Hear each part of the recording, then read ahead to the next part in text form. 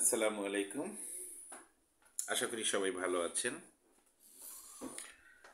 আহ, সবাইকে স্বাগতম জানাচ্ছি আমার চ্যানেল মুহিত সায়েন্স কেয়ারে।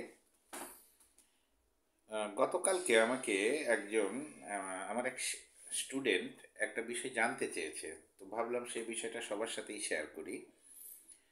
যেহেতু পরীক্ষায় এ ধরনের প্রশ্নগুলো এসে থাকে, সেটা হলো আহ, সহজ প্রশ্ন, আপনারা হয়তো অনেকেই জানেন। যারা জানেন না বা এর নেপথ্য কারণটাই আমি মূলত তুলে ধরছি। সেটা হচ্ছে সালোক সংশ্লেষণ কোন ধরনের উদ্ভিদে বেশি হয় এবং কেন হয়। সালোক সংশ্লেষণ কোন ধরনের উদ্ভিদে বেশি হয় এবং কেন হয়। আচ্ছা, আমি খুব সহজে বলার চেষ্টা করছি, সময় না বাড়িয়ে। তাহলে সালোক সংশ্লেষণ কি, এটা সবাই জানেন। উদ্ভিদ যে প্রক্রিয়াতে তার খাদ্য তৈরি করে, উদ্ভিদ দেহে তার খাদ্য উৎপাদন প্রক্রিয়াটাকেই বলা হয় সালোক সংশ্লেষণ। তাহলে এই সালোক সংশ্লেষণ জলজ উদ্ভিদে বেশি হয় নাকি স্থলজ উদ্ভিদে বেশি হয়? তাহলে উত্তরটা হচ্ছে জলজ উদ্ভিদে সালোক সংশ্লেষণ বেশি হয় এবং অনেক বেশি হয়। প্রশ্ন হচ্ছে কেন বেশি হয়। আচ্ছা, তাহলে আমরা জানি যে সালোক সংশ্লেষণ বিক্রিয়ায় উদ্ভিদ বায়ু থেকে কার্বন ডাইঅক্সাইড গ্রহণ করে, স্থলজ উদ্ভিদগুলোর কথা বলছি মূলত, আর পানি গ্রহণ করে মূলের সাহায্যে অভিস্রবণ প্রক্রিয়ায়।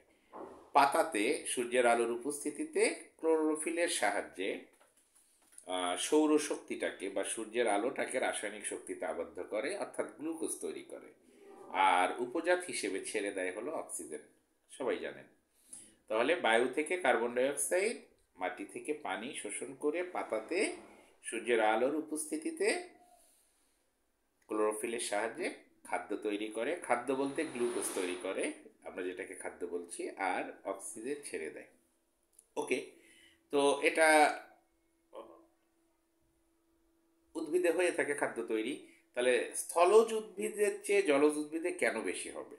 আচ্ছা, তো পানি খেয়াল করেন, এখানে যে দুইটা মানে বিক্রিয়া ঘটার জন্য যে দুইটা বিক্রিয়ক, বিক্রিয়ক কি, একটা হলো কার্বন ডাইঅক্সাইড আর একটা হচ্ছে পানি।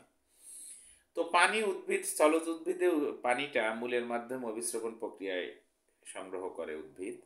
আর জলজ উদ্ভিদগুলো সরাসরি, সে তো পানিতেই ভেসে থাকে, অর্থাৎ পানির প্রাচুর্যতা তার বেশি থাকে।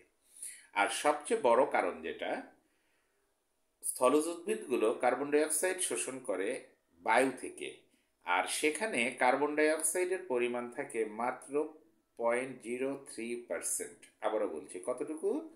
0.03%। পরিমাণটা অনেক কম। যেখানে পানিতে কার্বন ডাইঅক্সাইড দ্রবীভূত থাকে 0.3%। 0.3% অনেক বেশি। ফলে সালোক সংশ্লেষণের হার স্থলজ উদ্ভিদের চেয়ে জলজ উদ্ভিদে অনেক বেশি হয়। এবং এর প্রমাণটাও কিন্তু আমরা দেখতে পাই। কিভাবে দেখবেন, জলজ উদ্ভিদগুলো কচুরিপানা, শ্যাওলা, হেলেঞ্চা, কলমিলতা ইত্যাদি জলজ যে উদ্ভিদগুলো আছে, এগুলো খুব দ্রুত বৃদ্ধি পায়। মানে একদিন দুই দিনে যতটুকু দেখবেন, দুই চার দিন পরে এসে দেখলে আপনি চিনতেই পারবেন না, দেখবেন পুরো পুকুর বা পুরো এলাকাটা ঢেকে গিয়েছে। তাহলে নিশ্চয়ই কারণটা বুঝেছেন। এই বিক্রিয়ার ক্ষেত্রে প্রধান দুটো বিক্রিয়ক, যেটা একটা হচ্ছে কার্বন ডাইঅক্সাইড এবং পানি, দুইটাই জলজ উদ্ভিদের ক্ষেত্রে প্রাপ্তিটা অনেক সহজ এবং তার পাওয়ার হারটা অনেক বেশি। এজন্যে বিক্রিয়ার যে মূল প্রোডাক্ট বা উৎপাদ, খাদ্য, সেটা উৎপাদনও বেশি হয়। Very simple. ভালো থাকবেন। আসসালামু আলাইকুম।